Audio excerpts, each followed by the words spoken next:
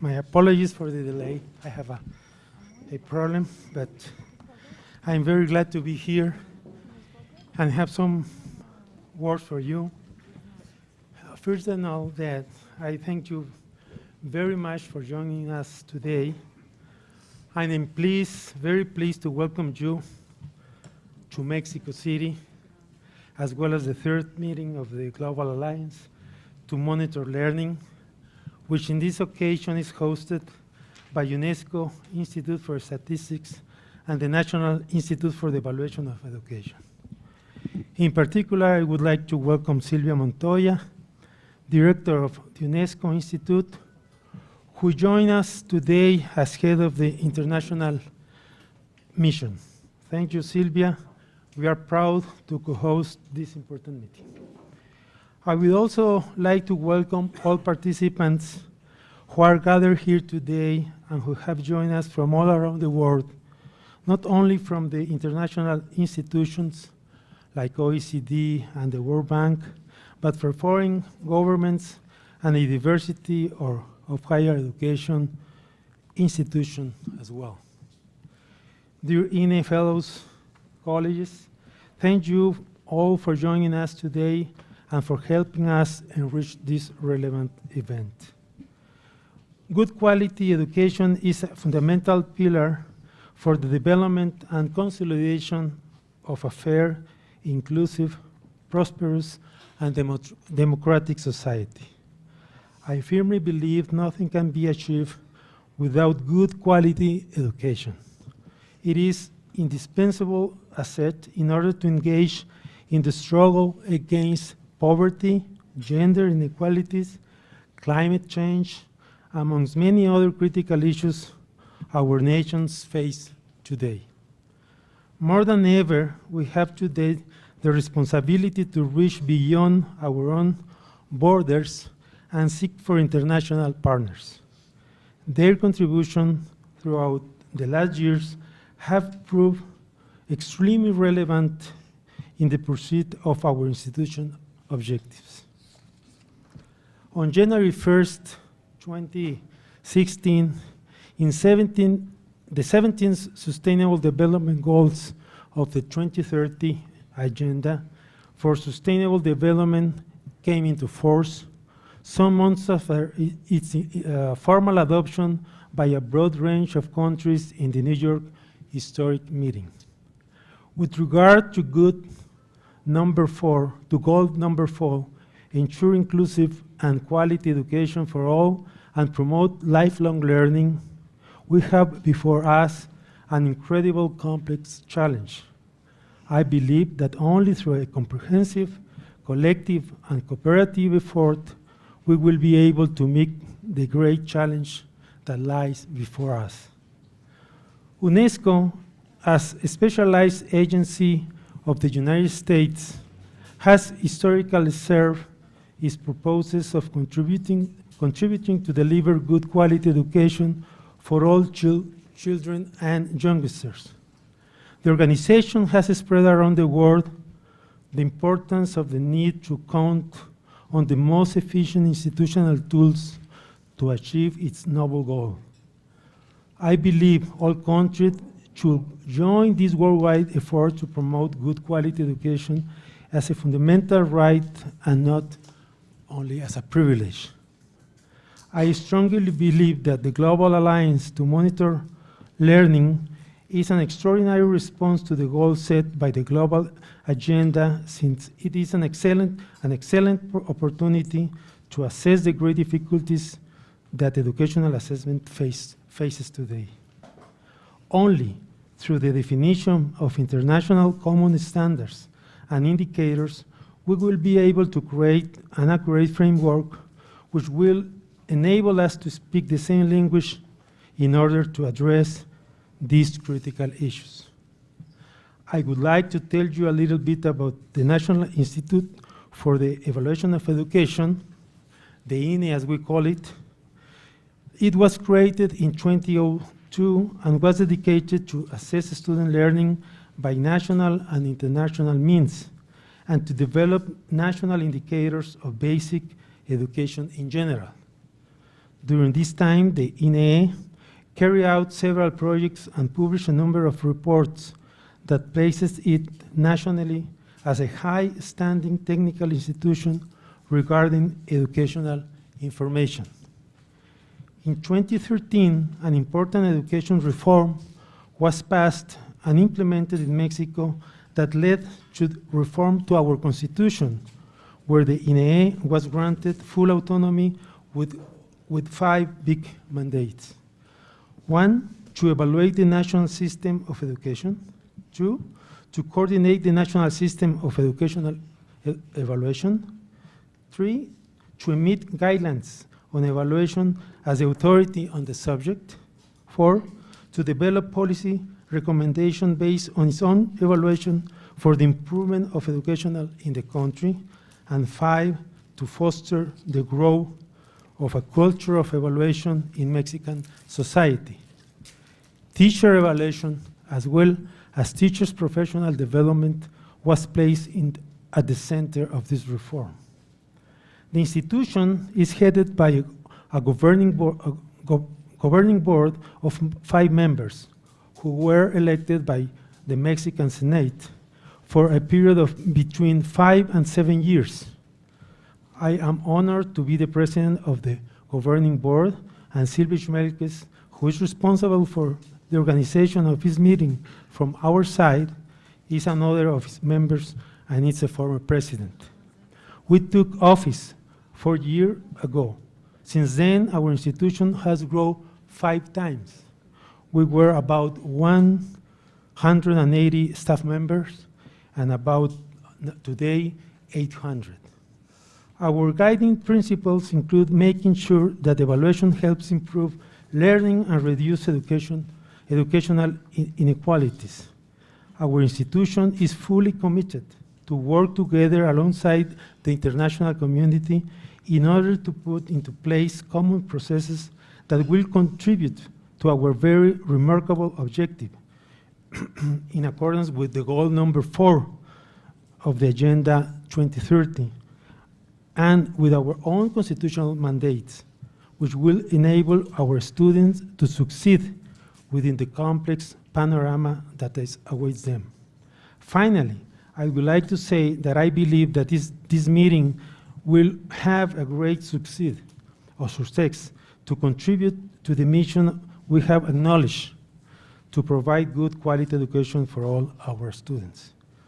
Finally, I want to thank all of you for coming to our country to participate in this meeting. Please feel free to let us know if there is anything we can do to make your stay in Mexico more enjoyable. My very best wishes for an excellent and productive 2-day meeting. Thank you very much.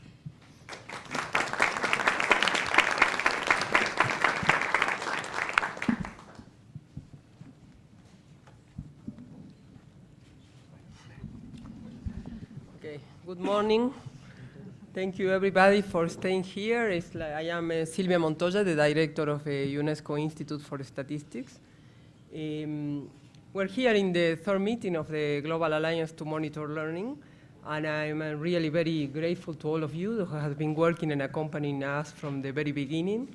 Thank you so much to the INEE that has put into place huge logistic support to our meeting, and obviously has accompanied all along in this process of organizing the meeting. Thank you for my team who is in Montreal, who has been actually very silently helping to have everything into place, to send the logistics, to help with different aspects related to that. Most notable, Olga, that is the assistant to the director, and Alejandro Vera, who is in our team in Latin America, and who has been since the beginning coordinating with the team of INEE. Thank you to Silvia and to Veronica that has been also part of the support to us. We have ahead a kind of a very intense agenda that we have actually go over in terms of how to put and how to actually to summarize and to get the most in one and a little more than a half day tomorrow to actually to try to go over that. So in terms of that, there is not much more to say to welcome. you on this and to actually to try to go a little bit over the meaning and the sense of the agenda we're putting together.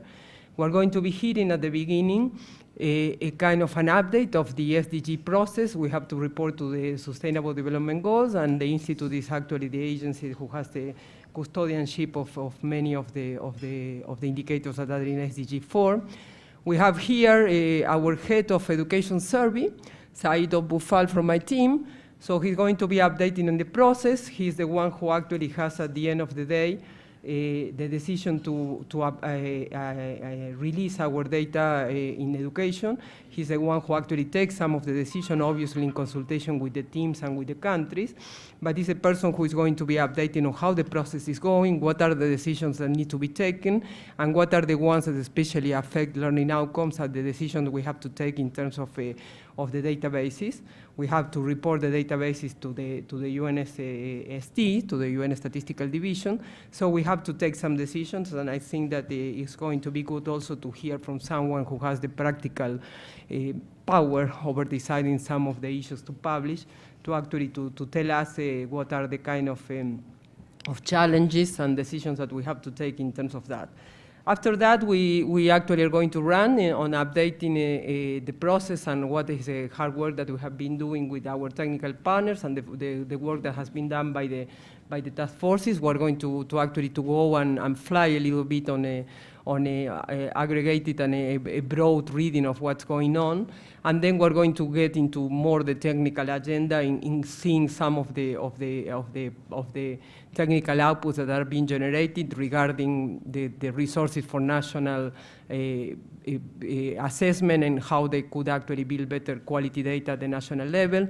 We're going to go then into some resources and some discussion regarding global reporting, and we're also bringing to the table some of the discussion that are happening not only related to the SDGs indicator, but also some other discussion related to some other indicators that are under discussion in terms of the SDG 4 and the education agenda. And then we're going to allow some time for the task forces to actually to work and to report and to hear from the chairs what has been the progress done so far, not only 4.1 that has been originally the one that has been much more intense and has much more work so far as it has been actually done in the first meeting, but this how is the work plan and how it's looking like ahead. And we're going to be talking also about the governance and how we're going to actually be guiding and structure over a process that could have a strong and guidance from some of the members of the alliance in terms of actually guiding the Secretariat, the UIS, in terms of our work. So we have a chair of the strategic planning committee that is here and is going to be actually updating and talking about the governance after we update on that process. So this is basically the objectives of what we are actually going to have, and flying a little bit, I always have problem with the Okay. So basically, in terms of what we are going to be doing, we have an update. It's a summary of what we are discussing. We have a concrete proposal on governance. We have already shared our proposal on governance that has been actually receiving and having the feedback on the last meeting in Washington in the RTI premises. We have an update on progress on the different aspects, basically the reporting scale, the temporary reporting, and the anchor database that was already presented in the meeting also in October, and the work of the task forces and how the task forces has been working. And we have to produce input to the technical cooperation group, and the technical cooperation group is going to be meeting in May, the last day of May, June the 1st and the 2nd in Montreal in the premises of UIS and the ICAO. So we're going to actually to be reporting to the TCG, and there are some decisions that needs the feedback from this group. And in terms of what the objective of the meeting concretely are to adopt the governance structure of the Global Alliance, to present and endorse the technical work of the Secretariat and the technical partners, most notable concerning the target 4.1, because we have been some progress and we're going to be discussing about that and presenting the input that has been generated. To discuss and endorse the work plan of the task forces. The chairs of the task forces are going to be reporting and actually come with the different kind of speed, but what are actually the roadmap that they are seeing in terms of the generating outputs in terms of the measurement and the reporting of the different targets. And they agree on the recommendation to the 2017 reporting to be made to the TCG.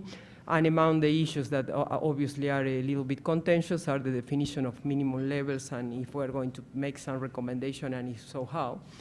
As a work modality, as said, we are proposing a plenary and we're proposing group discussions in the groups, and they are related to the work of the task force.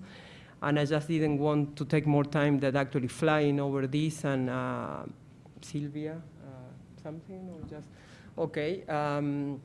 Obviously, Silvia has been, since the very first moment, because she's, I have to recognize jumping. Silvia is a member of UIS governing board. The UIS governing board is the board that actually leads us in terms of the work plan and advising the director in terms of the budget and accompanying in terms of that. Silvia is member of the policy and planning committee of the UIS, that are 5 members of the governing board, and she's the co-chair, one of the vice co-chairs to the policy and planning committee of the UNESCO Institute for Statistics. So she has jumped from the very beginning very enthusiastically to actually to host the meeting. So we're very grateful to her drive and the support that she has been actually providing to us over the last months and to make this happen. So thank you so much, Silvia, and thank you for the usual work that she has been done in the last year to actually to support us. And this is just only one other expression on the commitment that she has to the work of the Institute. So let's actually, I would like to fly over a little bit over who we are here and try to hear from you who you are and where you actually coming from, so we can get started with the rest of the agenda. Thank you.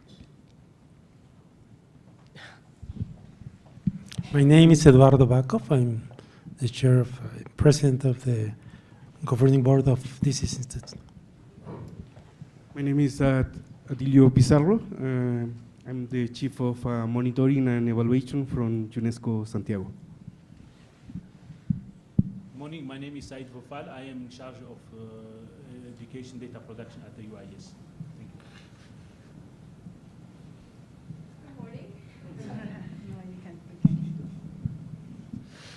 Good morning. Good morning. My name is Wan Zhangbian. Please call me Wan. I'm from UNESCO section on education for sustainable development and global citizenship. Good morning. My name is Jonathan Stern. I'm a senior evaluation specialist with RTI International. Good morning. My name is Hannah Mae Wilson. I'm with the People's Action for Learning Network, the PAL network. We represent all the citizen-led assessments globally.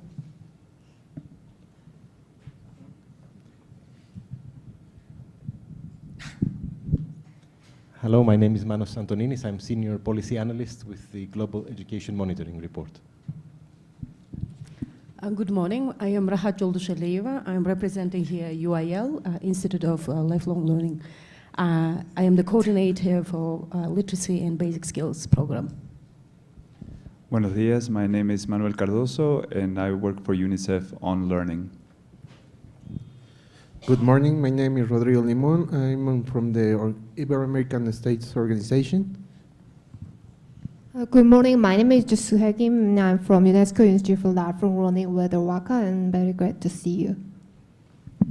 Good morning, I'm Talia de Chase Martin, and I'm from the Global Partnership of Education. I'm a learning specialist. Hi there, I'm Esther Kerr, and I'm from the Brookings Institution. Good morning. I'm Tara Weatherholt, a research education analyst in ECD with RTI International.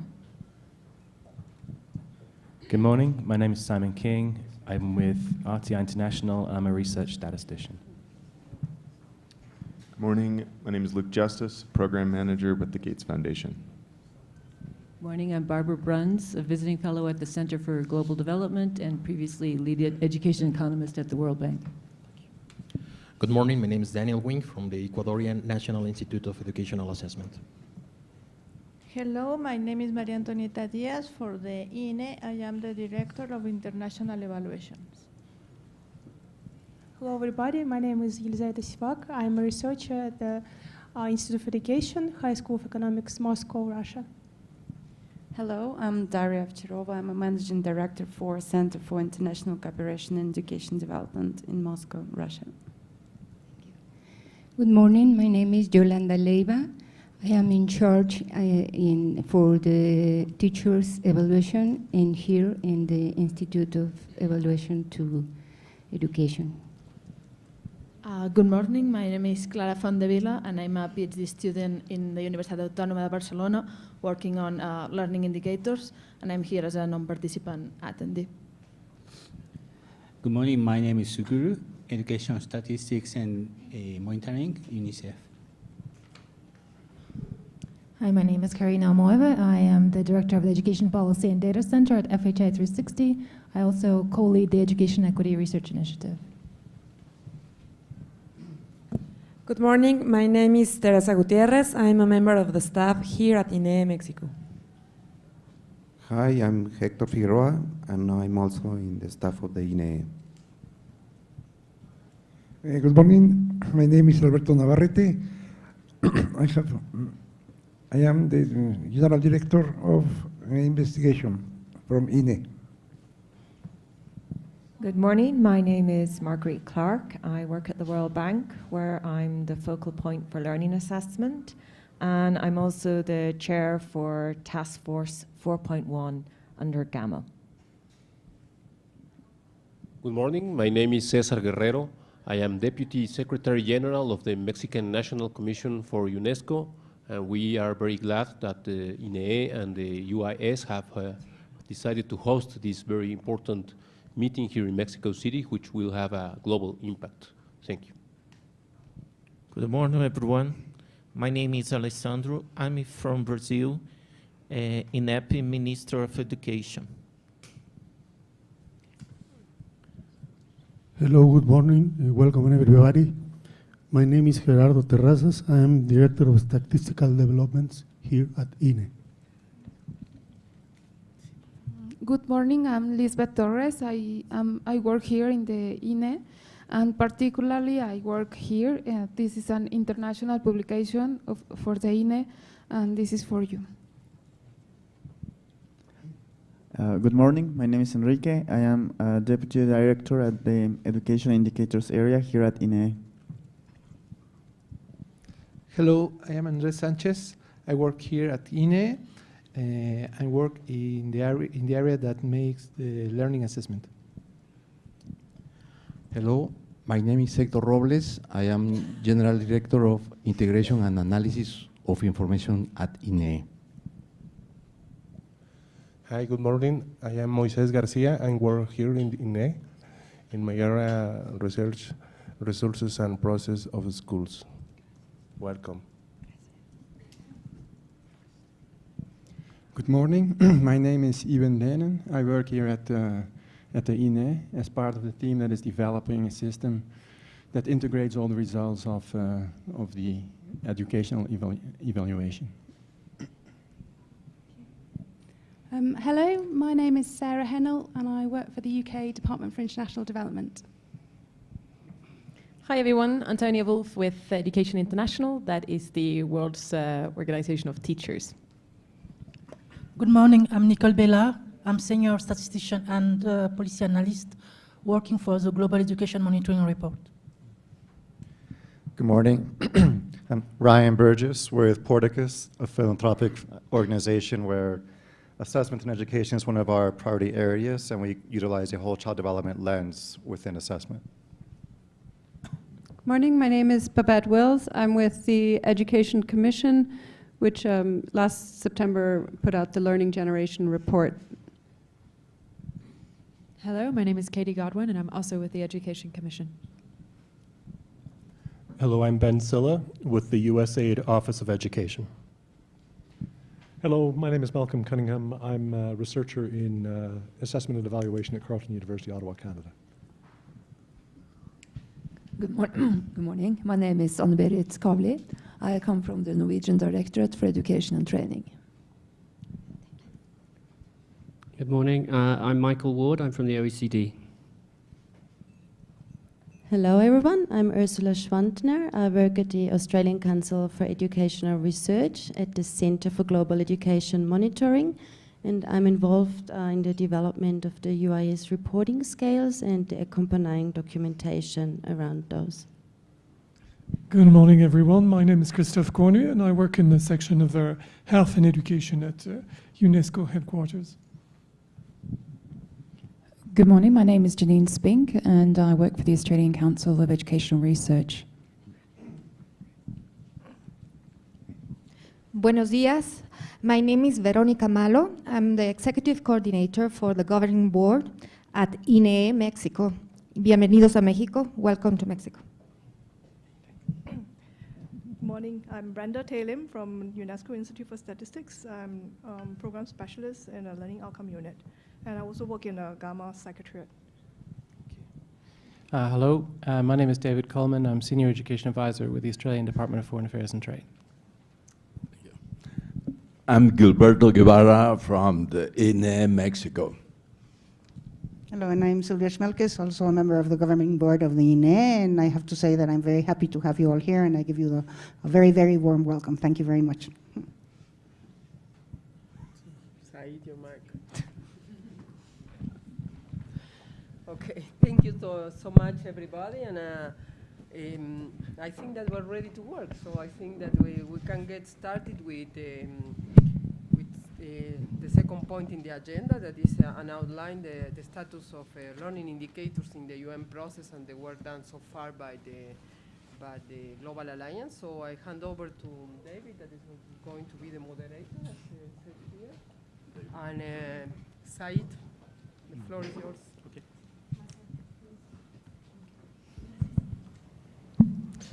Okay. So do we have the presentation there? Isn't it, is Said going? Yeah.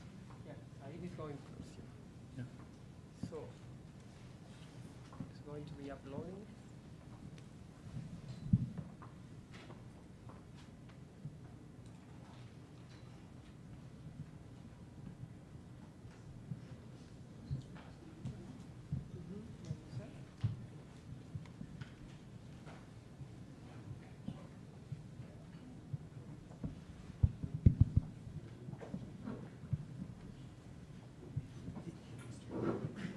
Yes.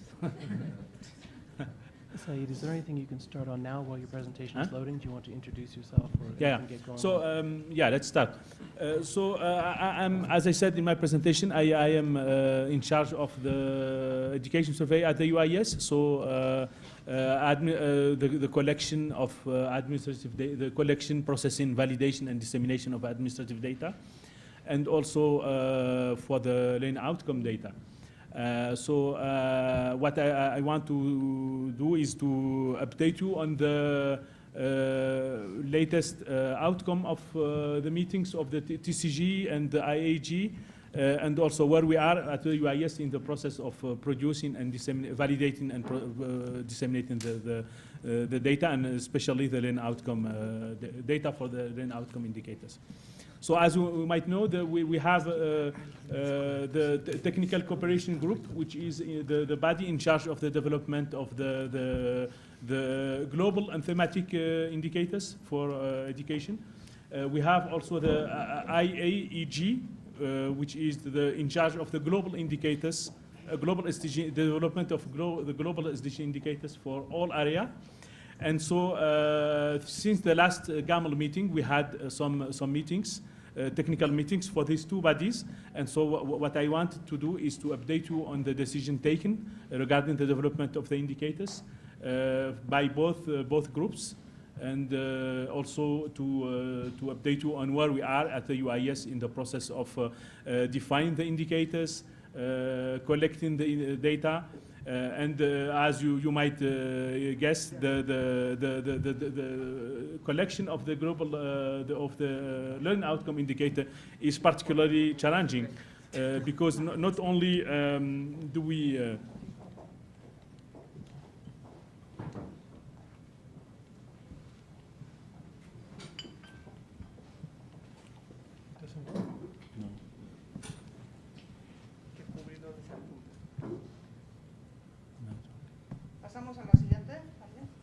okay, good. Yeah, so First of all, the update on the work of the TCG. So the TCG met last year in October in Madrid, in Spain.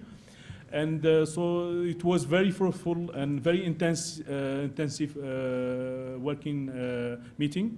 And so we also invited in the group a delegation for the Ministry of Education of Spain, usually the colleagues who participate to the INES network.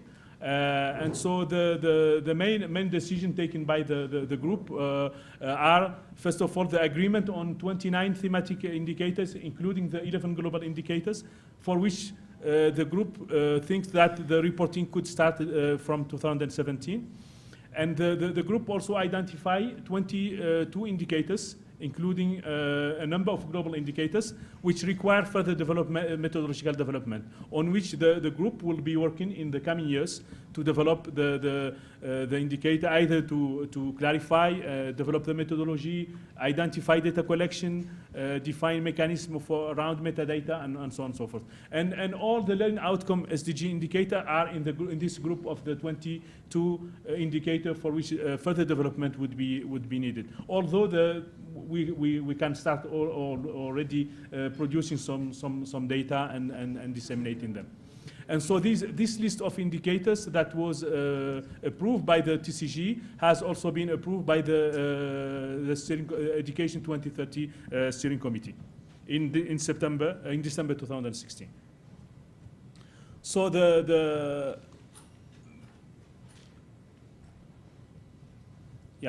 So the TCG also formed 3 working groups. One group on indicator development, but this group will not touch on the learning outcome indicator, which will be handled by this group. A group on capacity building to provide support to countries, and a country reporting group that would propose guidelines for flow of the data for the compilation of the global and thematic indicators. So this working group have already started working and producing documents. And so they will report to the coming TCG meeting, which will take place in about 2 weeks from now in Montreal, which the TCG will approve the work plan for the coming biennium 2017 and 18. So this is regarding the TCG group. Now the interagency expert group on the global indicators has 2 meetings since the last GAML meetings.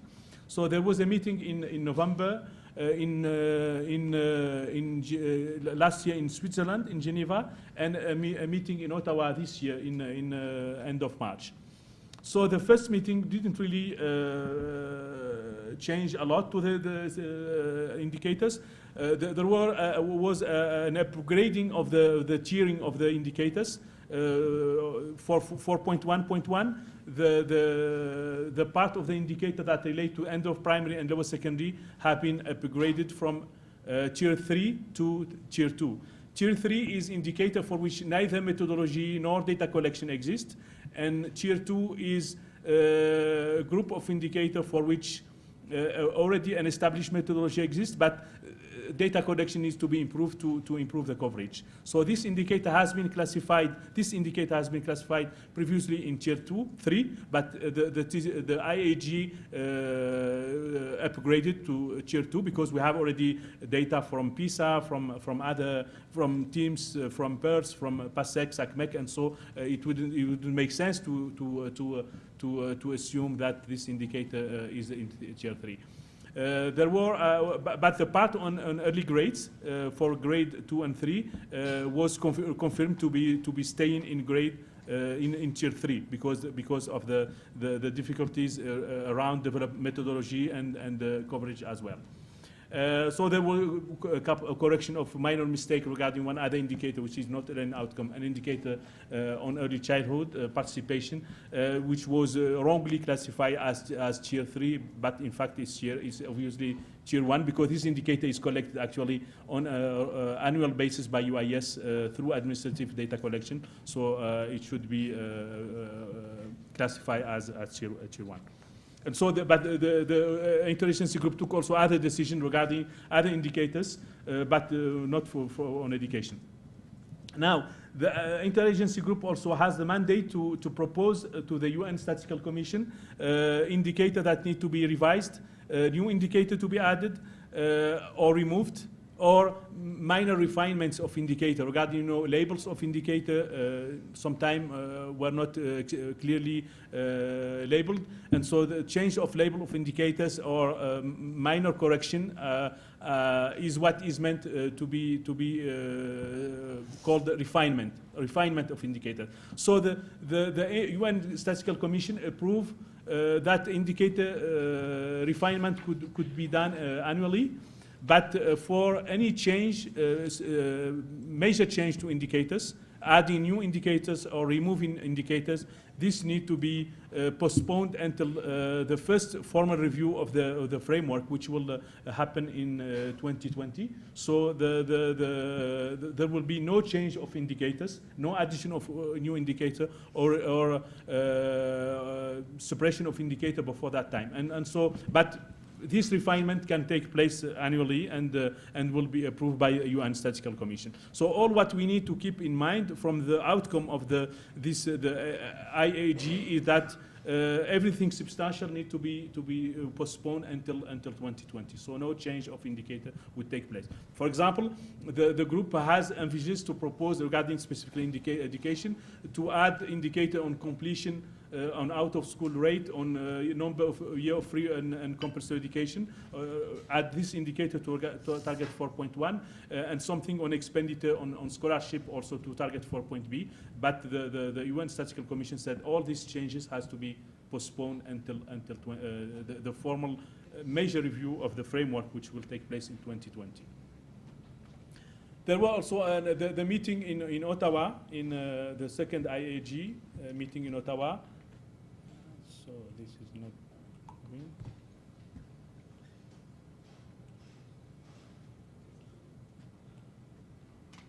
So I will go to that.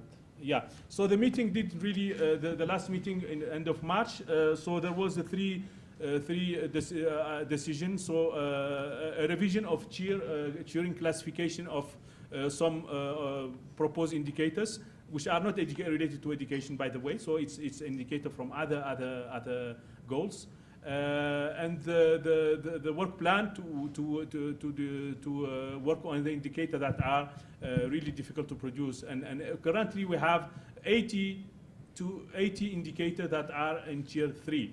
If we take in all the goals of SDG goals, and so the last meeting define a work plan to develop these indicators, but some of them are really very difficult and very challenging, and it's not realistic to think that they will be finalized on time for the first formal review. So the group also requested that to develop guidelines for country to clarify what should be the data flows from countries to the international organization. And there was some confusion in countries. Some countries think that they could provide national data to the UNSD to be published in the Global SDG database, which is not the case. So all the data that are published in the Global SDG database and used in the SDG report should be provided by custodian agencies and should go through a process of validation, should comply with some quality standards, some in terms of methodology, in terms of comparability, coverage. And so the group thought that it would be useful for countries to have clear ideas on what is the data flow mechanism for them to get the data published in the global SDG reports. So this is mainly the outcome of the last meeting.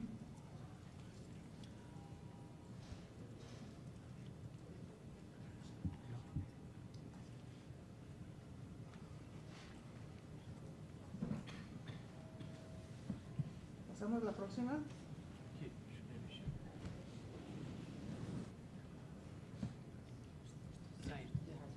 Point upward. Up. Maybe. No. We have to discover where. Sorry. Le damos a la siguiente. Maybe you are closer. Could you try? Positiva desde allá. Anyway, About the how UIS, where UIS, where we are with the production of the indicators. So we have started since last year collecting data for thank you. We have started since last year actually collecting the data for on the learning outcome indicators. So for target 4.1, we are using data from PISA, TIMSS, PIRLS, PASEC, SACMEC, and TERCE. So we have defined, at least temporarily, but this group has to confirm this. We have defined temporarily minimum level for each assessment to define the corresponding indicators.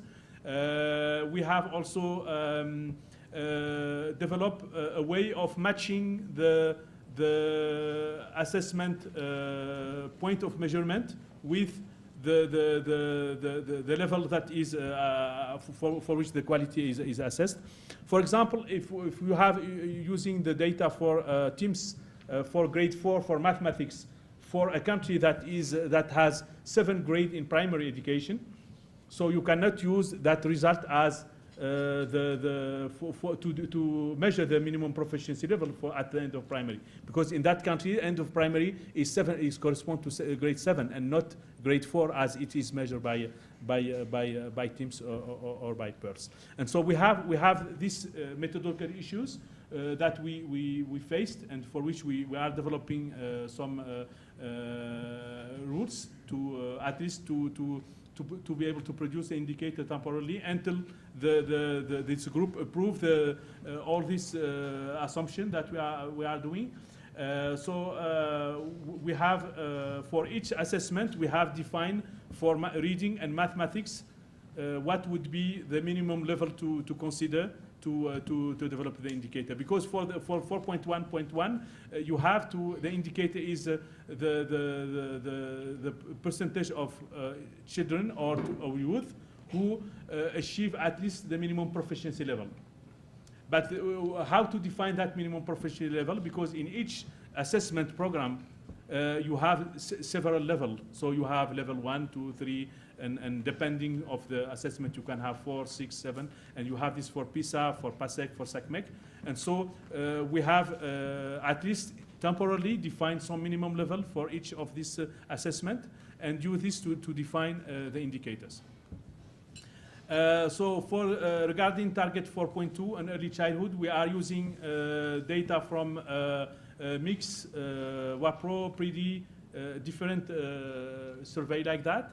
And so we have used this source of data to develop the indicator. On the indicator actually for that is 4.2 is the proportion of children under 5 years of age who are developmentally on track in health, learning, and psychological well-being. So we have used this to develop this indicator, this source of data to develop the indicator. On 4.4, we are using the ICILS to define the indicator. Again, it's not perfect, but it's something to start with, and we'll see this group might be advising and commenting on this choice. But I think we are also exploring to use the PIAC, which is different from the ICLS because it's household-based assessment. And regarding 4.6, we are using data from PIAC for most of the countries, but we have also a few countries for which we are using data from STEP. And we know the reserve about the comparability between PIAC and STEP, but this is something that we have started with, and so we'll see how things will evolve in the future. And regarding 4.7, we have actually we have two indicators that are learning outcome related in the target 4.7. We have an indicator on percentage of students by age group or education level showing adequate understanding of issues related to global citizenship and sustainability, and for which we are using the ICCS as good data to start with. And we have this for the second indicator on the proficiency in knowledge of environmental science and geoscience. We are using the data, very old data, I would say, from PISA 2006. to start with, and so this is how currently we are collecting this data. All these data are already processed. We have also a process of improving the comparability of the data for 0.1.1, which is the anchoring process, but I won't talk too much about this because there will be a presentation from Professor Nadir Artinok this afternoon on this, because he worked with UIS on this mechanism of estimation, and so he will be presenting what this anchoring process is about. It's actually an adjustment of the data to make them more comparable. Broadly speaking, this is what the anchoring is about.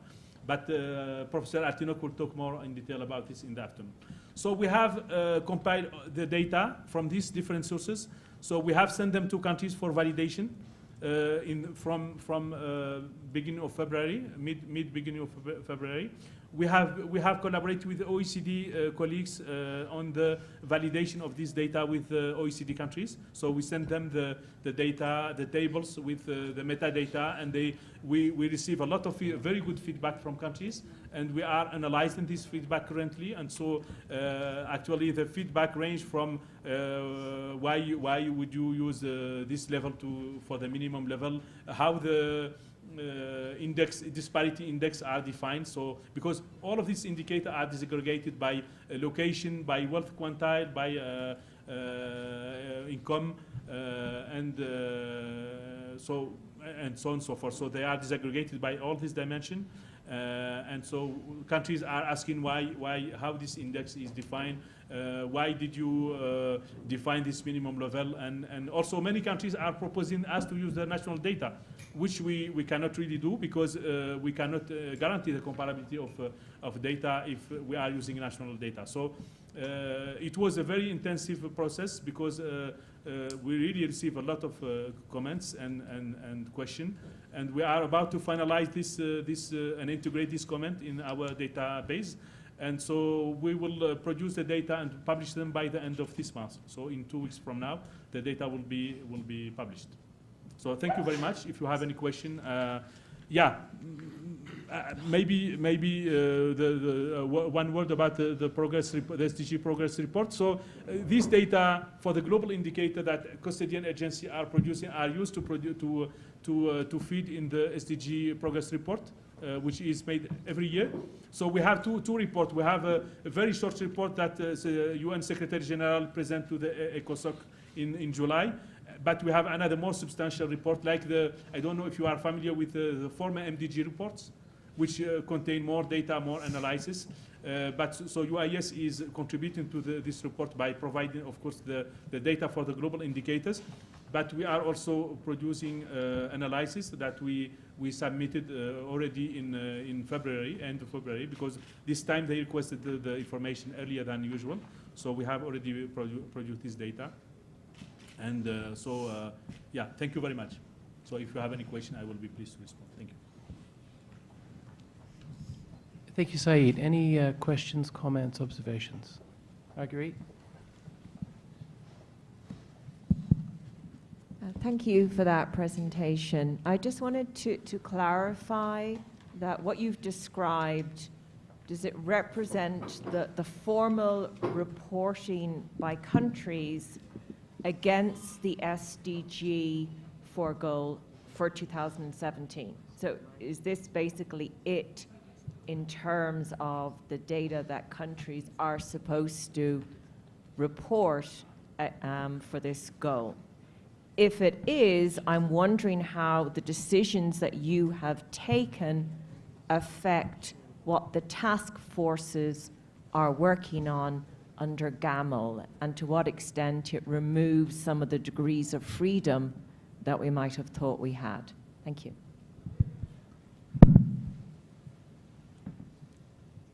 Other question? We can take a couple if anyone has other questions or queries.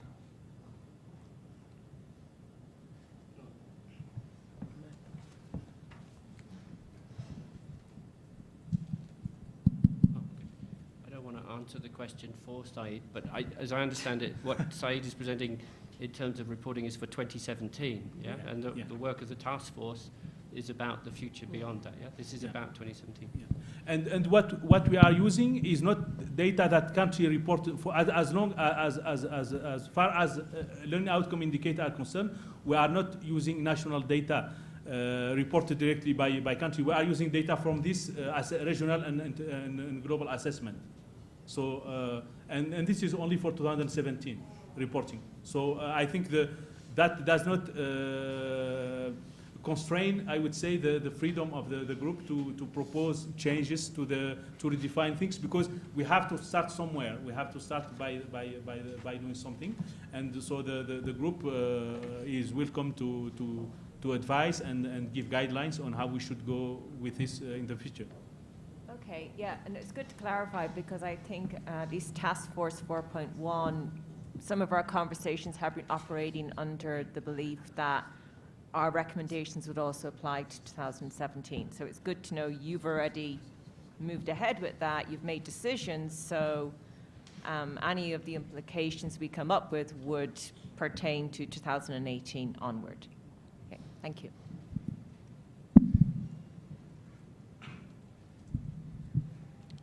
Any other questions at this point? Yeah, please.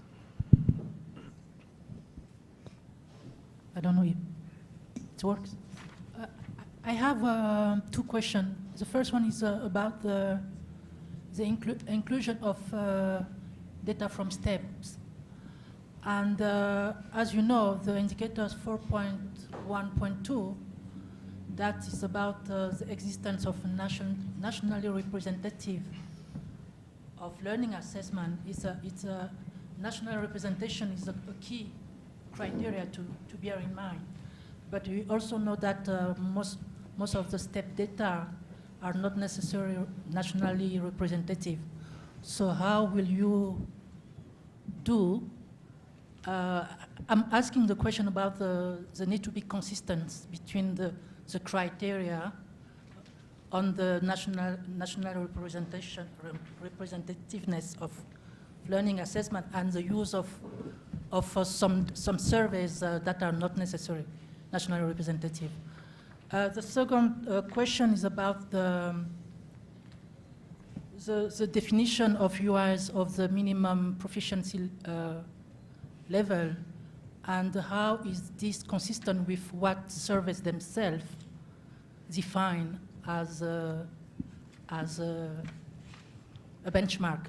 So I think we really need to be consistent also with what surveys themselves are already defining as a benchmark, and avoid coming with new definition. I think my comment is also linked to what has been said before about the consistency between the work of the GAML task force on the decision to be made by UIs.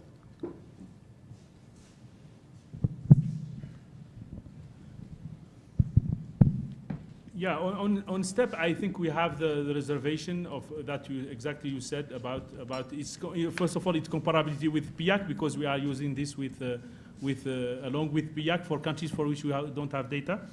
And I totally agree with you. We need to revise the coverage, and if the group here thinks that STEP is not the good source of data to use, the problem is if you have always the problem between being too strict in methodology, and that is, I think, very good principle, and having a decent data coverage. So.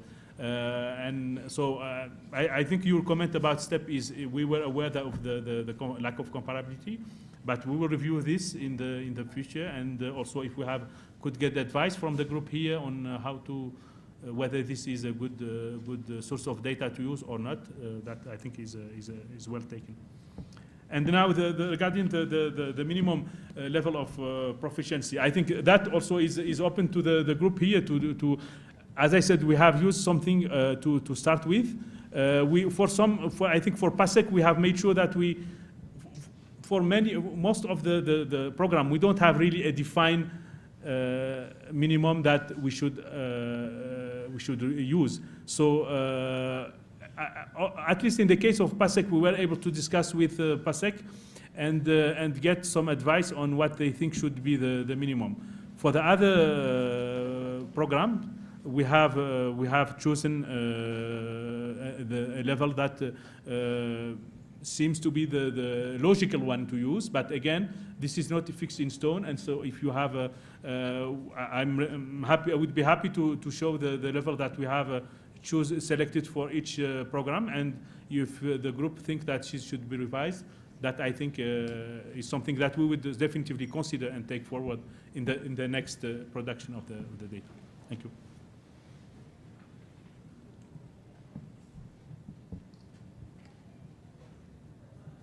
Okay, with your permission then, given that we're going to be together for the next 2 days, and there'll be lots of opportunity to come back on this, we might continue on to the next part of the agenda. So thanks very much, Saeed, for your presentation.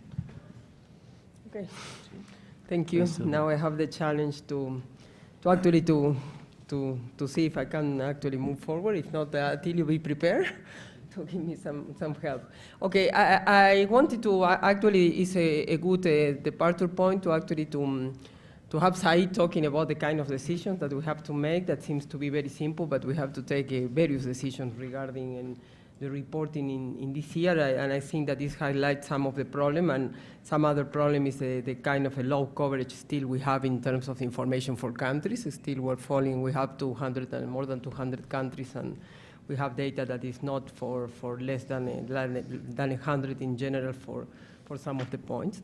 So I just want to run over the progress that we have made in terms of our work. Atilio. No. Oh, there you go. So I just wanted to actually to go first and run a little bit over the Global Alliance and the what and why we really thought that it was a good idea to actually to try to put different stakeholders together to try to actually to produce more data and better data from learning assessment. So I think that we actually agree over the two meetings and the work we're doing that the data is very much needed for decision making and to measure the progress towards the SDGs. And the related development initiative and countries and the work they are doing is not only about the SDGs. We need information on learning, and this is because we need to track progress and try to detect where to improve, and then there is also a need to improve the availability and the quality of statistical information in learning and inequity to inform policy making. I think that we agree on this second principle. And then you need to develop a broad and effective data strategy that supports the actors and the actions and the needs of the partner. At the end of the day, we really would like to come with a data strategy for learning assessment and for education statistics in general. And we really want to see this as part of a program of work at the national level that is going to be actually easy if it is sustainable for the countries. So we thought that actually putting all together and making a coalition about the ones who are actually have interest and views and we support that vision is to actually think of these partnerships, to generate the tools for high quality data at the national and international level. We cannot have international data that is good quality, that in general is as good as it is the national data. In some of the areas is much more relevant. At the end of the day, the ones that are administered and have been administering international and regional assessment know that at the end of the day, they have to find ways to support the countries and to guide towards the effort of collecting the data. And a reporting scale that can be used for benchmarking and to sustain the effort at all levels of education. We need to generate somehow a bank of items and eventually standalone models to serve the learning measurement in the different targets, because there are many countries that still have, and in the developing the reporting scale, this is a kind of a natural byproduct of the effort. To support the capacity development and the resource mobilization and the better use of data and the methodological tools at the national level is something that actually lies at the core. We can generate very good guidelines, but we need to actually to produce a sustainable capacity development strategies and to help the countries.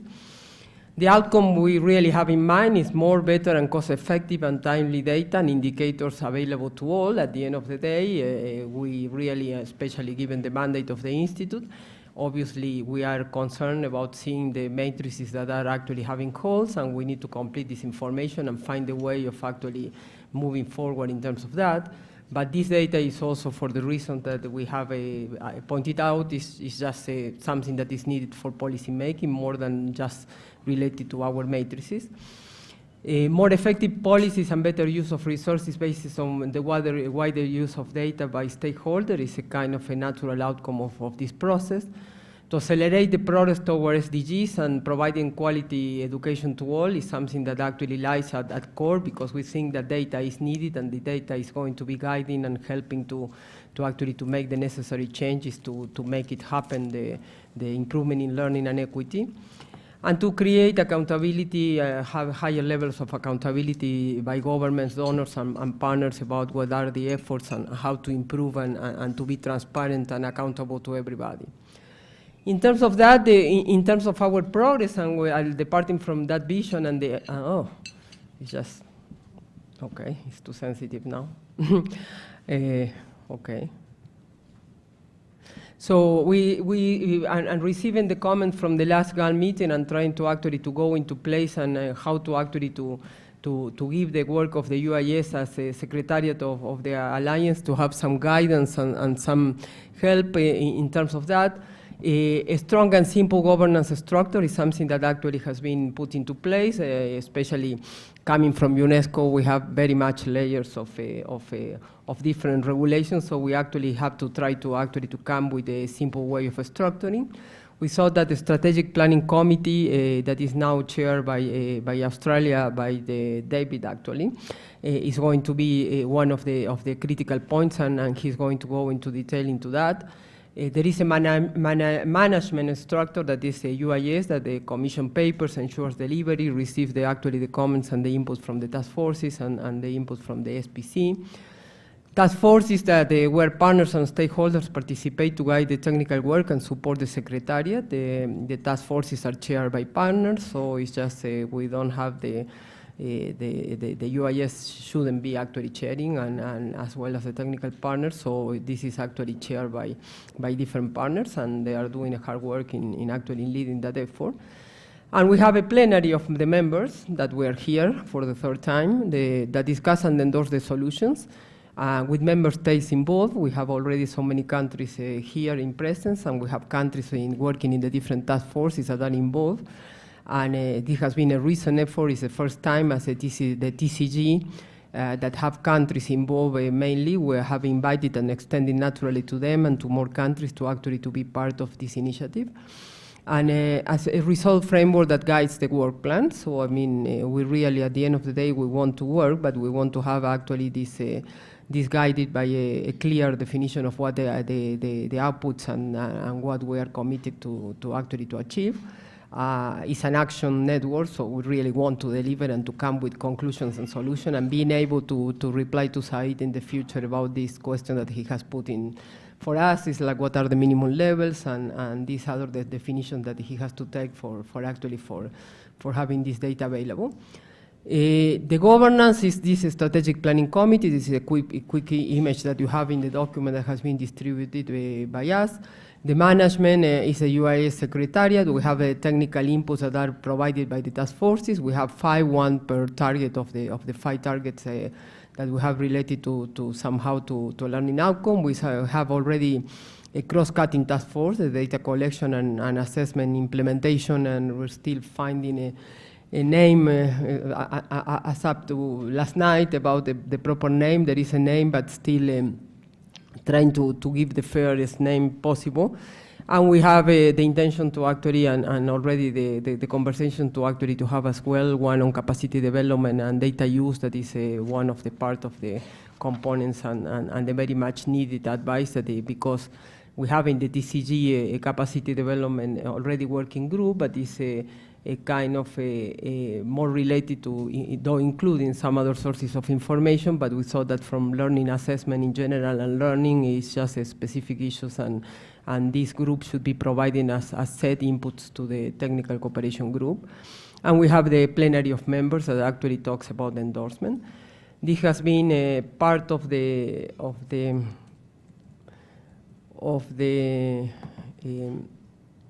work that we have tried to actually to put in terms of workflows. And oh gosh, can someone push? Come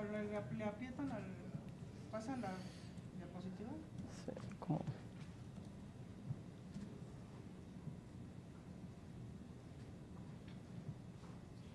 Okay, there you go. So we have these are the main sources: the Secretariat, the task forces, the strategic planning. These are the actors that are here in this structure. We have the Secretariat, the task forces, the strategic planning committee. Oh, now we lost it again. Going. So if we can put. So we have then we have the plenary, and we need to find the place. Okay, we have the plenary and we have the technical cooperation group to what we report. And if we can put the following one, please, it's going to be various clicks. So we have the first one that actually just going to go into detail.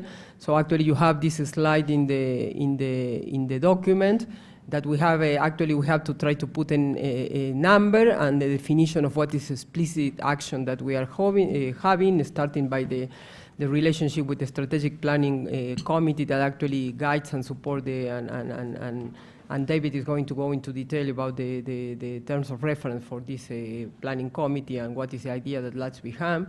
And so we have an outline of objective, and this is the work that actually the UIS is given to the task forces, and then the task forces are giving a kind of an advice and a kind of a feedback to the Secretariat, and then the Secretariat, you will actually follow how this is actually going to the endorsement of the plenary and how the Secretariat takes decision in terms of the technical inputs that are needed, work with technical partners in producing those inputs. These technical partners then they follow and give the work to the task forces, and then if you follow actually the workflow of the work, you're going to be seeing what are the next steps, and if you are actually adapting what is expecting from each of them, though we have terms of reference. The idea was try to be clear in what is the workflow and what is each other going to be related of the people who are actually involved and the different groups that are in the delivery of the Global Alliance. So the next one. So in terms of the updating progress of what we have been doing, we have that we have so 3 meetings so far. That we have the first one in actually setting the vision and the kind of the main actions that were going to be taken by GAML in the meeting in May the 11th in 2016, hosted by the World Bank Group. The second meeting was in October, at the middle of October, in the RTI, also in Washington, in the premises. And I will actually advance in integrating the work of GAML in the global architecture and actually try to move forward in terms of the decisions to be taken in terms of governance and seeing how some of the technical inputs were actually moving forward and some of the guidelines in terms of our next work. In terms of the third meeting that is we're here in City of Mexico is to update on the development of the descriptive tools, the UIS reporting scales as the reference resources that we have been working, like the quality framework and also discussion about this conversation that is happening about the global lead indicator. That is some concrete development that is actually and actually some of the technical shaping of this indicator that is happening, that is not in SDG 4, but is some of the inputs and some issues that the group might want to have a saying. The work plan and roadmap for each of the targets produced by the task forces and the immediate issues in terms of reporting in 2017. If we find that actually we really want to have a saying or add some information to the information that we have to take. To some extent, these are the conclusions that we have found in each of the meetings in terms of an agreement in the first one about the overall vision that it should be a diversity of sources of information to report on SDG 4, that eventually this is not happening in 2017, but the aim is in the future it should be incorporated aware that the national effort should also be considered and have a saying, having some of input in the global reporting. and some of eventually is just a stepping stone or how to build that path forward. We have agreed on actually the fact that we need to produce these related learning indicators, and we have to respect the diversity or the multiplicity of metrics. This is not only UIS saying that, it's also the approach of the interagency and expert group to SDGs that lies into the UN Statistical Commission.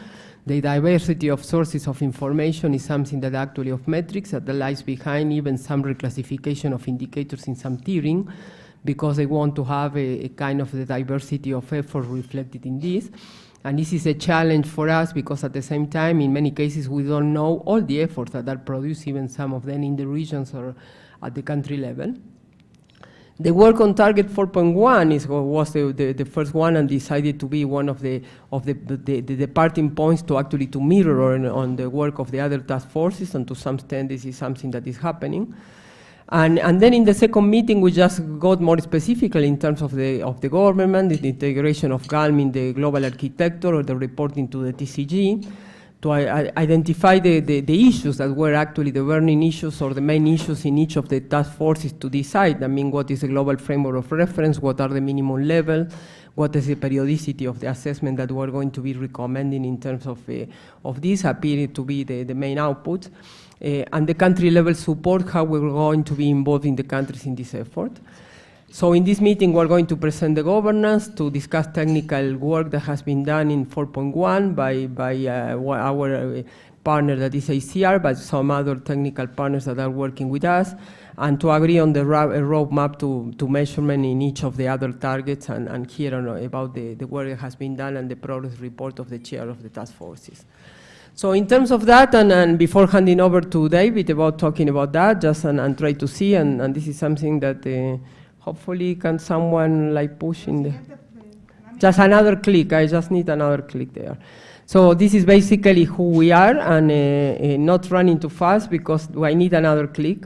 So basically we have to try the different stakeholders that we have right now. There is another click that needs to, un click más, oh, no. Can we go over?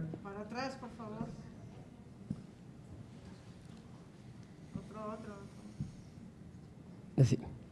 So we need another click on this slide if you have the F5 there. So basically what we have, okay, if we have the difference, so we're trying to find for tomorrow the way of actually showing this. So the idea was to actually to try to have the different stakeholders, and then you are going to see that the task forces are there and are cross-cutting, and how each one of the task forces was actually covered in the different partners. So we owe this for tomorrow, or by the end of the day, and we see how we could actually see the complete slide, because actually the idea was to actually to try to show how the different task forces were actually covering. But these, all the dots that you see in the picture, and you have the different colors related to the type of stakeholders, are related to the different organizations and people who are actually now participating in the task forces and in part of the discussion. So it's actually showing with some networking kind of approach to the extension and the diversity of the stakeholders that are actually now in this moment involved in the discussion, not here, but in discussion of the task force. So if we can go to the following slide. So here we have a kind of a second summary on progress. We have put there a kind of the objective. Can we go to the following, the tools and the progress? And we have to try to summarize. It's not the log framework of the GAML. You have this in a little bit more detail in the document that has been distributed, but we actually try to have to put into green, obviously, the work that is actually progressing, and we have to endorse quickly that is the national level resources that we are generating, the guidelines and the objective is to actually to help the countries to offer some guidelines and information for them to work. We have some tools that are generated that are the manual of good practices and all that is related to the availability and quality of the data. And so far we have a work that is actually progressing in 4.1 mainly, but we have obviously to hear from the chairs, but it's some discussion about in the other task forces about how to streamline those resources in terms of the work that is done also for 4.1 and trying to mirror on this. There is a second section that is about global alignment and reporting. That is, at the end of the day, they need some steps, not only the good quality of data, but some extra effort, and is try to agree on some common language and definitions at the global level, and to actually to come with the global alignment and reporting, the objective. We have some tools that we are putting into place to actually to help on doing that reporting. That is a global framework for reference, the reporting and scale and the benchmarking, and the global kind of module and the SDG and the related bank of items is actually, we could actually think of doing something like that for each of the targets. We have already some progress done in 4.1, and but still we need to actually to see what's happening with the other ones. For this reason, I put in yellow. And the resources and capacity development, that is some conversations that are happening, but there are some issues that have appeared in the discussion of the different task forces. We're aware, and it has been part of the theories of change and the first concept note that we put about the fact that we know that capacity development is needed, we need resource mobilization, and we need to actually to guide and to provide some help. And in terms of that, we know that this is about generating some tools that could be helping countries. So far, we're thinking of doing that, but the progress has not been that clear. Where for this reason, we're going to be actually putting some terms of reference, and we have some previous agreement, I hope, in terms of who could be chairing on this effort within the group. And then I guess if we get the last click, to actually to finish this slide, that we can have that there is you are within the yellow and the red, because actually many of these efforts need to be actually done. So we thought that actually presenting the progress and having this quick look was actually the best way to show where we are in terms of each of the chapters that we try to actually to have and we have in the log frame. And this is a very kind of rough summary of the main 3 lines or 4 lines of work, because we have a 4th one, and we are actually setting into that is a support of research, so actually to produce some of the work that we're doing in terms not only of methodological development, but also in some areas that are the use of data for policy planning and how it's done at the country level. So with that last slide, I think that basically this is what the Secretariat has to report to the group in terms of the work we have been doing in the last months, and the group that has been done by the chairs and our technical partners. And we are going to go into detail during these 2 days, but now David is going to be talking in more detail about the governance after that. Thank you. Thank you. Thanks very much, Silvia. I think just while we give the team an opportunity to pull up the PowerPoint that I'll do, and don't worry, I have very few slides. I'm just wondering if there's any questions in terms of what Silvia has just presented here, giving us the updates and our progress to date, if there's anything that people wanted to clarify.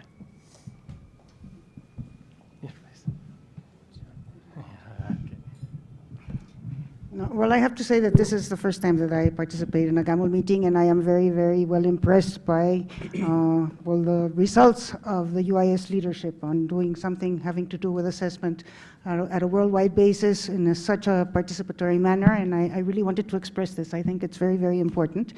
I also want to say that I insisted on hosting this meeting because I think that it is very important to be actors of the autonomous institutes that are dedicated to assessments. And I don't know what happens in the rest of the world, but at least in Latin America, there is a very important trend for making assessment independent of the executive government. And therefore, they are autonomous institutions, the ones that are in charge of assessment. And one of the things that I want to say is that maybe the validation of what you have been doing and the way of indicators should also be sent to these autonomous institutions, which at least exist in Chile, in Uruguay, in Colombia, in Mexico, and in a certain sense in Peru, and in Brazil. Brazil is represented here also. But I think this is very important, and I wanted to say that knowing that this was taking place, We had asked the autonomous institutions in Latin America had asked the Organization of Ibero-American States to lead the representation of these institutions in efforts such as these. So I wanted to express this because it has to do with governance. I think that autonomous institutions should be in some way represented.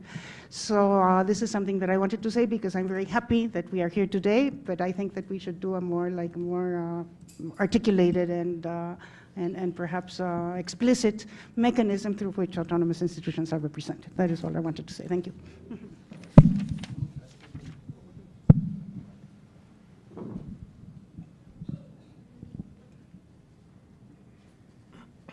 Perhaps people are ready for their coffee. I will try to be very brief because I think I'm the one step that will keep you from your coffee. So I just wanted to amplify a little bit if I could. Do we have the clicker or is it completely dead? It's just dead. The clicker was taken away by someone. Taken away. All right. So we're in the hands of the IT gods on this one. So that's all good.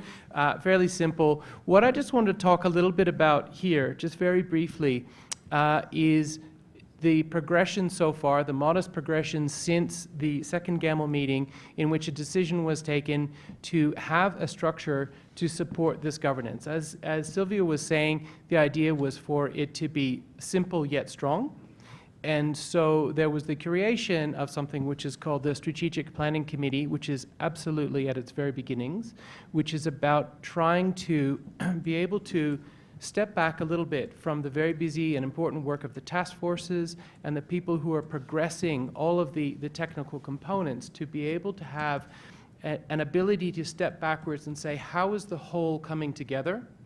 Is GAML as a partnership, as an alliance, progressing in the way that it should? Are there things that need or could be done in the way decisions are taken, in the way information flows, in terms of how we track our progress so that there is comfort and confidence about how GAML is progressing? So that's kind of the starting operating points of what the Strategic Planning Committee is seeking to do. I have the privilege of trying to kick this off as the chair of that committee. We had the first meeting face-to-face just last night. So this is very much at the beginnings. And so that is an invitation to everyone here in the plenary to be thinking about what is it, based upon your previous experience with GAML so far, and for those, for all of us who are involved in this plenary today, to be thinking about what is it about the dynamics of GAML and how it's working. As we move from its very beginnings, from the first and second meetings, you could say we're moving into kind of a next phase of development, being in the third meeting, and its forward direction. It's a good time to be thinking about how we're managing information, how we're managing dynamics, and to be confident that it's operating in the way that we can. So, in terms of the draft terms of reference for this committee, very much remain in draft, is the first of those is kind of what I was just introducing, to be thinking about what, in addition to the lovely diagrams and information that we received in the governance documentation and the lead into this meeting, and what Silvia was just describing, to not to reopen everything unnecessarily, but to look at that structure. Is it structurally, does it make sense? But I think more importantly is the lines of communications, is the information flows, and the sense of agency that each of us have from the wide variety of entities we come from. Do we feel the decision-making process are as clear and as understandable as possible? And do we have a good understanding from one meeting to the next about what we're responsible for, what other people are progressing, so therefore we can have a clear expectation about what we would see, for instance, at the next plenary meeting. So those are the aspects of governance we're talking about. So at this stage, it's the time to take stock around that. And so one thing that the committee, we decided last night, is that the various members will be trying to get that feel over the next couple of days, both in terms of their own observations, but also coming to you as friends and colleagues and asking for your perspectives. And so the committee will meet at the end of Friday, the end of tomorrow, to try to bring that information together. So please be expansive, seek us out. If you have gripes that you want to raise, this is the time. If you have wonderful insights that you want to bring, all of those are very welcome to try to make sure that we can be shaping GAML in the best way that we can. The second part is probably the, no, stay right there. The second is just number 2, is what is probably a more typical view of a committee such as this, is the tracking of progress of the GAML agenda. Silvia was highlighting the results framework. There is an operational plan for GAML, which takes us to 2019. There's a log frame. There's various tools which are telling us about, well, what is it that we're seeking to develop collectively, and how will we know if we've got there? So trying to hoe into that a little bit, again, with a committee such as this, which is able to step back a little bit, try to understand the whole, and so to use the operational plan, the results framework, and the log frame to help us track where we're going. Have we succeeded? Where are we slow? Where are we fast? And critically, then, how do we communicate that to others who have a strong stake in SDG 4? Right? Because GAML is just one subset of the SDG 4 community, and so part of that tracking is being able to communicate that so that others who are involved, others who are not part of these rarefied discussions are able to have a good understanding. What's the contribution of GAML? Where is it progressing? What are its directions? And then what are our timelines to achieving those? So that's what tracking is about. Number 3, which is still in this slide, is keeping view around the value added of the GAML agenda. What does that mean? That is simply to be constantly, well, not constantly, but at periodic times, probably on an annual basis, to be thinking, is GAML in its current formation still fit for purpose? Right now, as we're going to be talking about very intensively, it's all about indicators and data.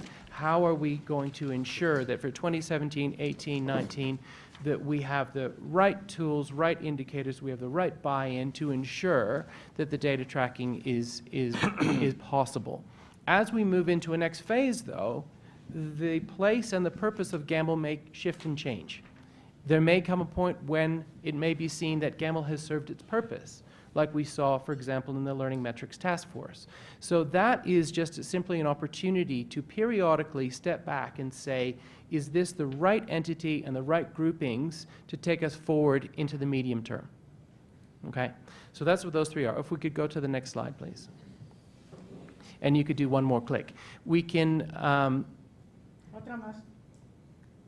this is just, we can go over this very, very rapidly because Silvia's already showed us this picture. All I was trying to emphasize here, as Silvia has very wisely showed us, is that GAML is part of a larger set of groupings, as we well know. And so just making sure that we're always clear on where we fit within that broader mixture. The next one, we can probably do two clicks. We've seen this picture, so I won't go into this. If you can do 2 more clicks. All this is just highlighting. We got a good teamwork. No, stop right there. It's good. Again, this was just using a couple of little boxes just to, I guess, as an augmentation to what Silvia was doing, see if we can get our different animations to work together, is just to by having those little boxes around it, was just to show where the Strategic Planning Committee is. It's nothing about saying it's somehow on the top. I think we could just see that as, that could be a flat piece of paper, but that it's one of those tools that's feeding in, like all the other parts, into the GAML Secretariat as the hub. But trying to, I guess the dashed line is more of its advisory role in trying to think about how the whole all fits together. Okay, so if we can go to the next slide. Another one. And then here, if you don't mind, just click 1. Just 1 click, perfect. And I'll tell you each time to go. This is, in this slide, which is my final, I'm just trying to help us step back a little bit. When we, as insiders in this GAML process, we are people who I think have a strong stake, a strong understanding. I was in awe of the various people talking about where they came from as statisticians, as people who have very deep knowledge around assessment. This is just to remind ourselves we're sitting within a larger architecture. To remind ourselves that many of our key counterparts here are ministries of education, it can be ministries of finance, it is civil society entities, it's international organizations who have a stake but are maybe a little bit more dispassionate from these discussions, it's development partners, and so on. And to be thinking about how are we contributing to that and how are we communicating and developing the tools in the best possible way for the utility of those who aren't inside these deep and dense conversations now. So this is about the communications agenda and about the utility of what is built through this alliance. So if we can go, let's just wait, we won't click. So firstly, this little straight line here, if people can see that okay. Down the bottom, it mentions national assessments of learning. That is just a choice here because we're just thinking if you're putting yourself in the feet or in the shoes of a Ministry of Education, that's possibly your starting point. Of course, we recognize there are other tools available, regional assessments, the international assessments. But here I'm imagining, is, as Silvia has just been saying to us, the important role of national assessment in terms of making sense of your own educational progress in your country, in terms of communicating that progress, in terms of making policy and budget decisions. So if we take this, the simplest line, it says, okay, do we have a national assessment of learning? Does it exist? Is it robust? So therefore, is it fit for our own purposes? And then, of course, how that relates to where we are sitting in GAML. Can it be used in a meaningful way for national and regional and then global reporting? Many OECD countries, for example, might be in this very straightforward line, right? Where there's an existing national assessment of learning, there's a robustness to it, it has utility at the national level and then for broader reporting. But I think many of us here are focused on what is the situation in developing countries, and therefore how can that be enabled through a partnership such as this. So if we can do one click, please. So what this is our first decision point along that tree. If you're a Ministry of Education and you're trying to decide what do I need to do as my first step, there are, as we know, a subset of countries who have no national assessment of learning. One click, please. And so don't worry if it's too tiny to read. What all I'm trying to emphasize here is pulling from the governance documentation that we have from GAML and from various other sources, there are an array of existing and or planned tools and support mechanisms to help countries to develop a national assessment of learning. That's what that blue box is pointing to. My friend anticipated very well. So then we have, the next question is, okay, we presume we've now built a national assessment of learning. How do we determine if it's robust? Robust is a proxy term for, is it fit for purpose? Does it have utility? Is it valid? Is it reliable? One more click, please. So then we have a whole series of other, some of them are the same as from the first box, some of them are new and different, which can then assist a country to get an understanding of the strength, validity, reliability, robustness, is the term I guess I was using as a catch-all, of that national assessment. But what is robustness anyway? And so how do we determine what that is? One more click, please. We got a good teamwork here. So this green box is then possibly we're getting a little bit more closer into the GAML space and the GAML heartland, which is then trying to determine of this existing and then supported national assessment of learning, this determination of its robustness for its own purposes, for national and regional reporting. But then when we get to our final click, is then this next question, which is absolutely the core business of GAML, is how do we determine the means and mechanisms for comparability? What I wanted to highlight in this is in each of those boxes, there's many, many, many dot points. That's not to say that's good or bad or otherwise, but a reminding ourselves going back into the shoes of a Ministry of Education and other stakeholders at a country level who are non-specialist but yet are influential decision makers, it's incumbent upon us to figure out how do we communicate this in a clear and cogent way so that our partners are able to understand this broader work that GAML is seeking to achieve, and so those ministries and other stakeholders, independent autonomous institutes of evaluation, all of us in our different guises that we come to here are able to have that clear understanding of what is this array of tools, what is each of them useful for, and so then therefore how can partners take a decision about which one of these tools is best for them now to progress them along this line. Firstly, for their own utility at the national level, and then as a byproduct of that, to be able to have international comparability. So this is probably an obvious territory for all of you. All I was trying to emphasize here is we need to be conscious always about our communications and how it is that we can translate the work the very important technical work that is being led by GAML, so that stakeholders in education across the world in the various different institutions in which they sit can have a sense of agency and understanding of what that is, and to be able to determine which of those tools for which purpose are useful to them. So I just wanted to emphasize that, because that's something that we in this strategic planning committee, very, very new one, we're playing with these ideas. This is part of the raising of the gaze, of being able to help us make that translation from the very, very important technical work which is cited here and in the task forces, and then how does that get translated into then action and decision making by those who have an interest in this but are not able and don't have the technical insights that teams who are deep in this territory but have a need to be able to apply these tools for their own purposes, to understand their learning pathways of their children and youth and adults in their system, and how that can then aid and abet international comparability. So just a bit of a larger context. I shall stop there.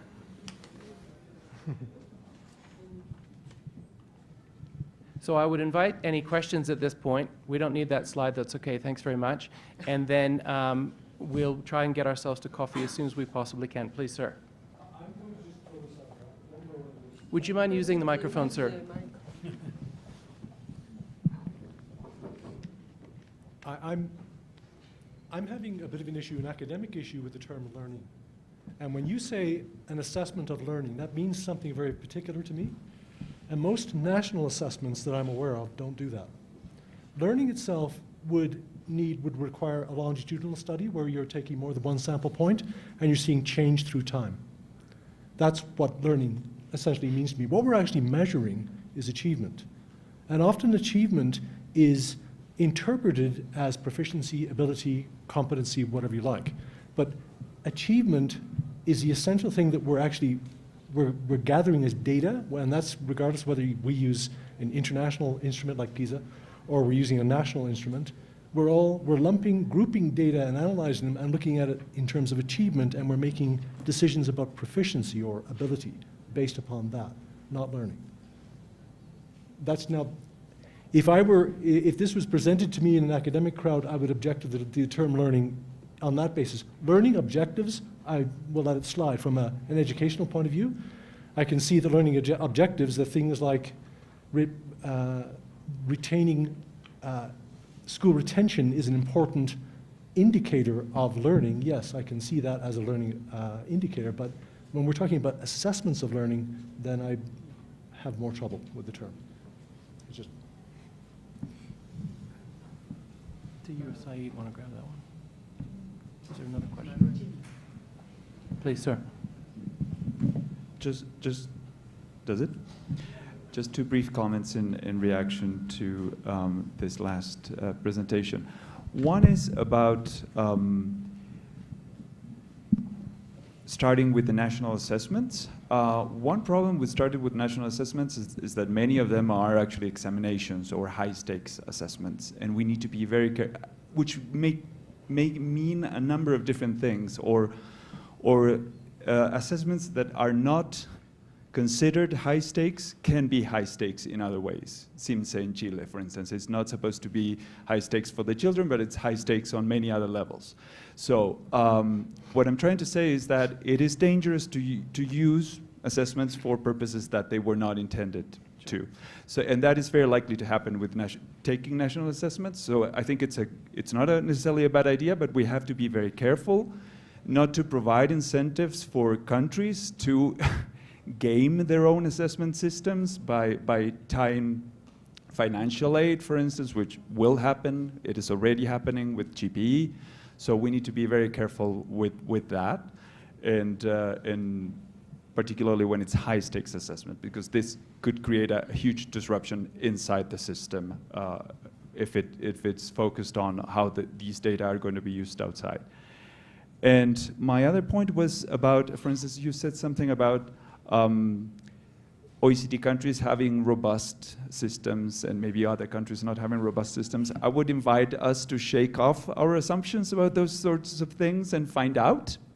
In particular in grades 2 and 3, for instance, we have PASEC, we have Laboratorio, we have a number of sources for non-OECD countries and not necessarily so much for OECD countries. Just an invitation to open our minds.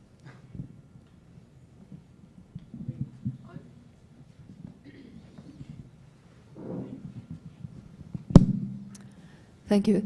I can also follow up on the comments from Manuel Cordoso, but I had another question, and actually something I miss in this slide, and that's the relation between the national assessments and the curricula, because I think it's very, very important if you are going to establish national assessments that you really have very clear national learning goals and by that also a national curriculum. So I think a very important part of this progress is actually also to look into the development of national curricula and to create learning goals. Otherwise, you will have a situation where this discussion about the global community setting learning goals for all countries, and that is, I think, a very difficult discussion. So I think it's very, very important to encourage countries to set learning goals at various stages and assign the national assessments according to this curricula. Thank you. Can we, we'll just respond. I can see there's a couple more questions. I just think people's ability to remember them all. So why don't we take these three and then we'll go for another round. So I'll kick off on a couple of the points. And I might be looking to Silvia and Saeed and others to take the first question around achievement versus learning and whether this is the right time to be discussing that or there's other times within the agenda that's to be determined. Please understand, what I was trying to present here was a conceptual model. So it's not at all saying that national assessment is somehow higher or better than others. What I was trying to do with this, so I apologize if it wasn't clear, was to think about stakeholders who are less closely involved with assessment and the detailed work that's being done within GAML, and trying to then look at, there's quite an array of then supportive tools around the development of assessment schema, around then the verification around those, and then how that relates to comparability. And just trying to emphasize that that space might be pretty hard to navigate right now if you're a Ministry of Education. Should try to understand, and you're motivated, your country has signed up to the SDGs, you are the relevant authorities who are looking at SDG 4, you have this responsibility that's been given to you to assess the achievement of the students in your country for its own purposes and then for comparability, and you might be looking for support, and you look at this panoply of options, and that could be intimidating.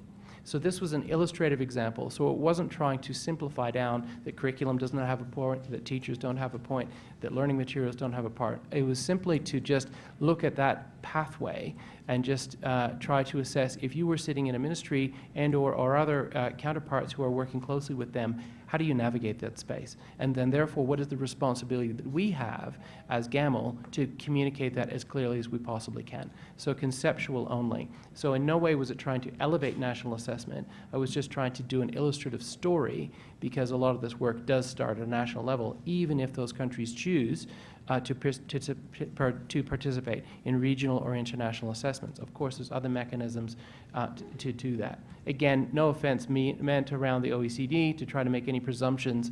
Sorry, that was a glib and throwaway statement. It was simply to say where systems are well functioning and fit for purpose, fantastic. It's not about any reinvention of the wheel and not about trying to elevate any countries over any others. It was simply to say not all countries will necessarily need to go through that complete pathway that I was trying to conceptually show. It was indeed trying to show the other point, which is to say countries need to make a determination based upon what systems they use at a national level, what participation they have in regional or international assessment schema, and then to therefore make a decision for themselves. What, if anything, do they need to develop now to respond to the SDG 4 reporting environment?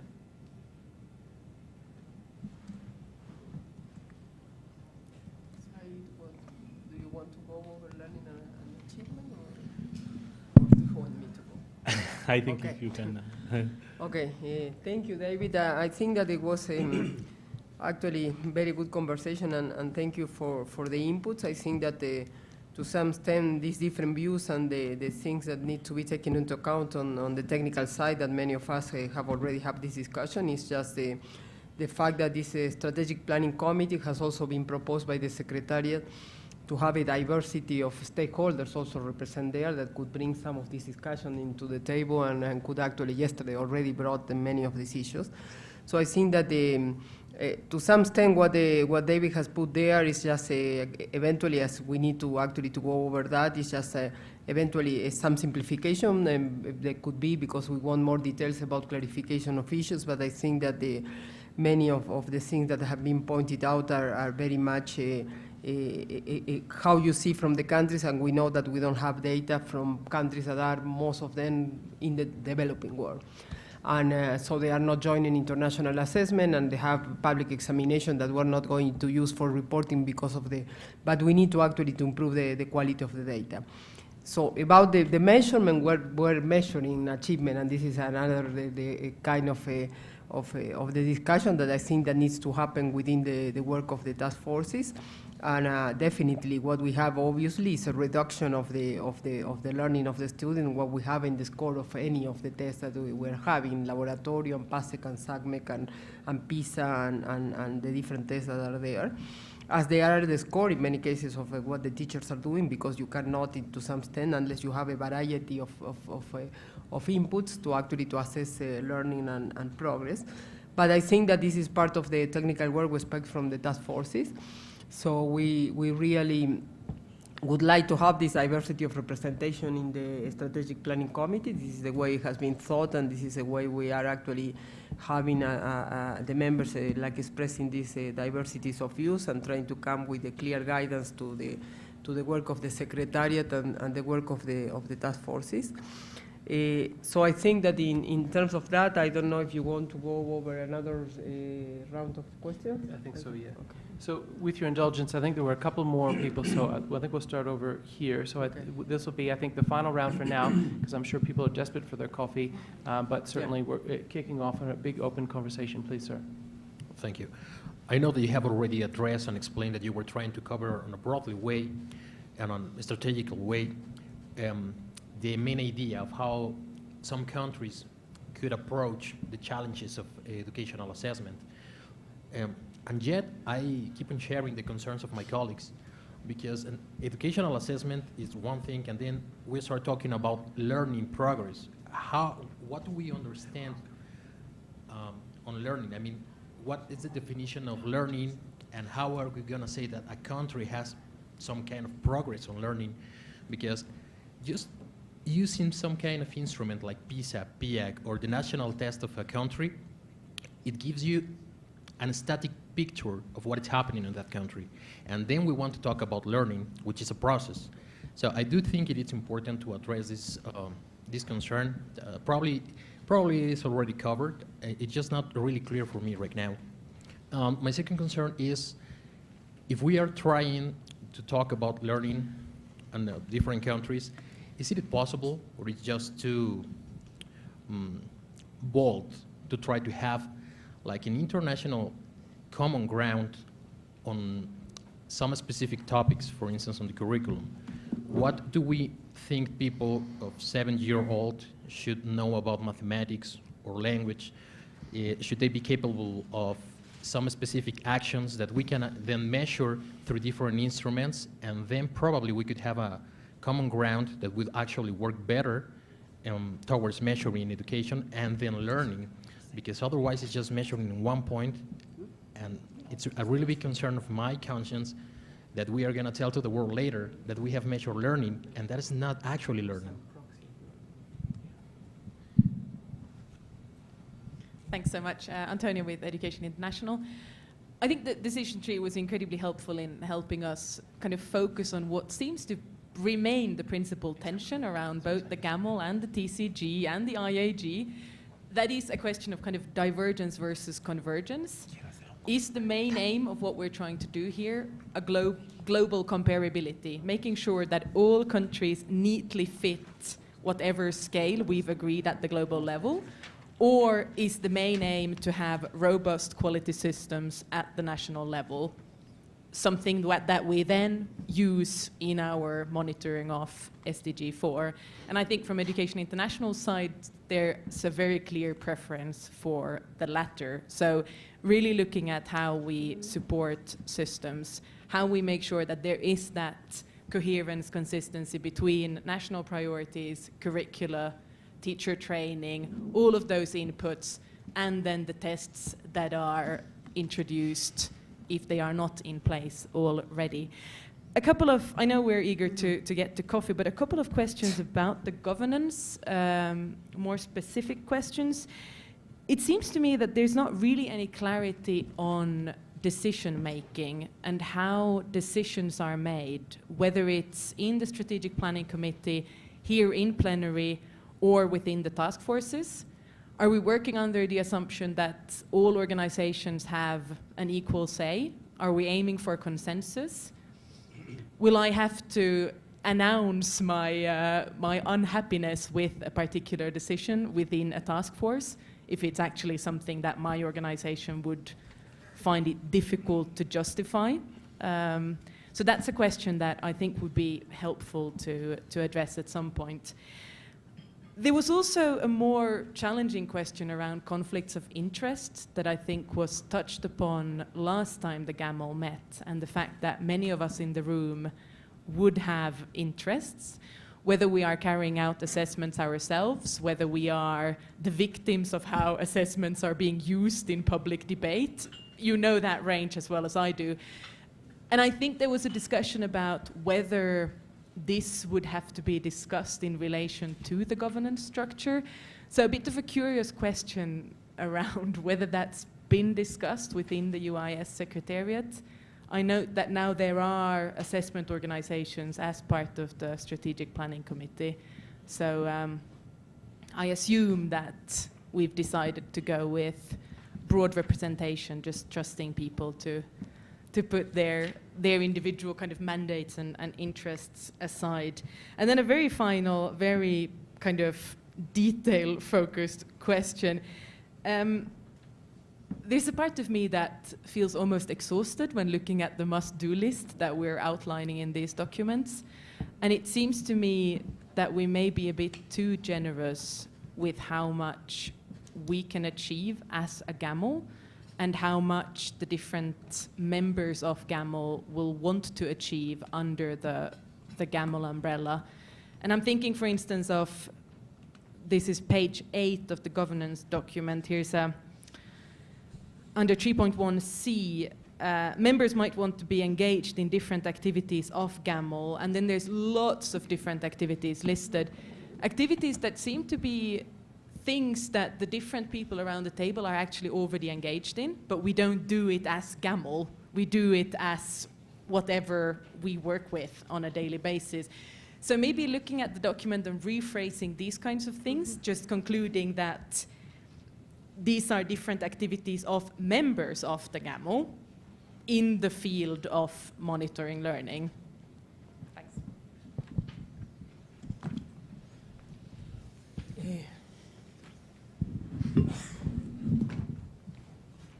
Thank you. I'm supposed just to be here as a witness, but I want to share some results we have obtained recently from a study on learning trends in Mexico, 2000 to 2015. We analyzed the national and international learning results from PISA, from IES Laboratorio, and from a national learning test called SCALE for 3rd, 6th, 9th graders and 15 years old students. So we gather all the data we have available from 15 years, and results are not consistent neither at the national nor at the state levels. While in the same grades, in some grades and competencies, Mexican students' results seem to be increasing in the same grades with another test or study. The same students supposed to be not changing, or even worse, they were decreasing. So we have a big challenge to measure learning progress with different learning tests that they were constructed differently. So I want just to share this, and we will be very glad to share the study. Thank you.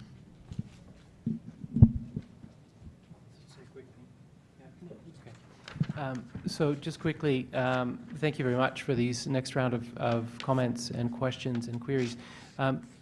Wise colleagues have pointed out that this whole territory of assessment, achievement, and learning is going to be addressed throughout the agenda, particularly agenda number 5 this afternoon. So that will be an opportunity to go quite a lot deeper on those issues. So if people are willing, that would be an opportunity to really get into that territory, which has certainly resonated here today.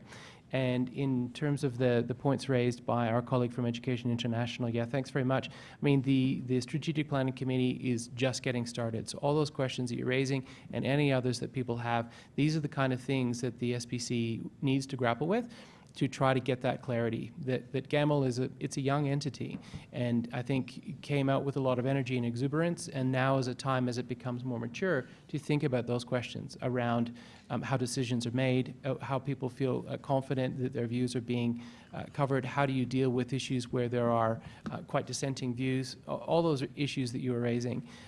So as I mentioned, very much welcome views that people have based on their experience to date, and certainly what their experience over this meeting, so that we can then start trying to bring some thoughts and recommendations then back to the group about what are the most workable and positive ways of driving the governance of GAML forward, so that people can feel confident about its ways of working.